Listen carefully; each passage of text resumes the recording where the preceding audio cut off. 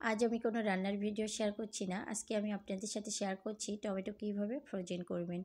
তো সারা বছর না হলেও অন্ততপক্ষে রমজান মাসটা কিন্তু আপনি এই ফ্রোজেন টমেটো দিয়ে খুব সুন্দরভাবে চালিয়ে নিতে পারবেন।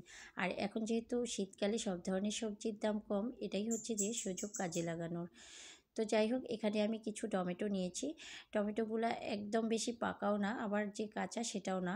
টমেটোগুলোকে খুব ভালোভাবে ধুয়ে পরিষ্কার করে নিয়েছি। এবার হচ্ছে আমি চাকু দিয়ে 4 ভাগ করে কেটে নিয়েছি। আজকে আমি 2 ধরনের টমেটো ফ্রোজেন দেখাবো। একটা হচ্ছে কাঁচা এবং একটা হচ্ছে যে রান্না করা। তো অবশ্যই হচ্ছে যে আমার পুরো ভিডিও দেখবেন, তাহলেই বুঝতে পারবেন। আর রমজান মাসে যেহেতু সব কিছুর দাম হাতের নাগালের বাইরে থাকে, তো সেক্ষেত্রে কিন্তু আমাদের এটা যদি ফ্রোজেন করা থাকে, যে কোনো সবজি হোক না কেন, যদি ফ্রোজেন থাকে তাহলে কিন্তু আমরা খুব সহজেই সেটা বের করে খেতে পারি। তো এখানে আমি হচ্ছে যে একটা বক্সের মধ্যে মানে কাঁচা যেটা আমি সংরক্ষণ করব সেটা হচ্ছে যে এখানে রেখে দিচ্ছি। আর বাকি যেটা থাকবে, যেটুকু থাকবে সেটা দিয়ে আমি হচ্ছে রান্না করে আপনাদের দেখাচ্ছি। তো একদম রান্না বলতে এখানে আমি সামান্য একটু তেল দিলাম, তেল দিয়ে একটু ঢেকে দিয়েছিলাম টমেটোটা নরম হওয়া পর্যন্ত। একদম রান্না করতে হবে এমনটা না, একটু নরম হয়ে এলেই এটাকে আমি নামিয়ে নেব। তো আপনারা চাইলে এখানে লবণ এবং একটু হলুদও অ্যাড করতে পারেন, তবে আমি সেটা অ্যাড করিনি। আমি সামান্য একটু সর্ষের তেল দিয়ে এটা হচ্ছে যে খুব ভালোভাবে একটু রান্না করে নিচ্ছি। এতে করে কিন্তু টমেটোর টেস্টটা একদম ঠিক থাকবে।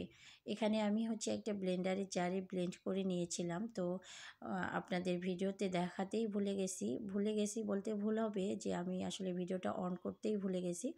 তো যাই হোক, এবার একটা আইস ট্রেতে হচ্ছে আমি নিয়ে নিচ্ছি।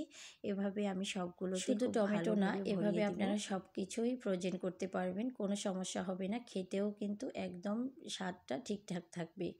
তো এভাবে সবগুলো ফ্রোজেন করার পর আমি হচ্ছে 6 থেকে 7 ঘন্টা পর বের করেছি। তো এই যে আমি আপনাদের একটু দেখিয়ে দিচ্ছি। এভাবে একটু আইস ট্রেটা হালকাভাবে চাপ দিলেই কিন্তু মানে একদম খুলে আসবে। তো এভাবে সবগুলো বের করে আমি কিছুটা পলি ব্যাগে রাখবো। আর হচ্ছে যে বাকি যে ইয়েগুলো আছে মানে কাঁচাগুলো, সেগুলো হচ্ছে আমি বক্সের মধ্যেই রাখবো। তবে আপনারা চাইলে বক্সের মধ্যেও রেখে দিতে পারেন, তবে বক্সের মধ্যে রাখলে ফ্রিজে জায়গা অনেক কমে যায়, আর পলি ব্যাগে রাখলে অনেক জায়গা হয় কিন্তু।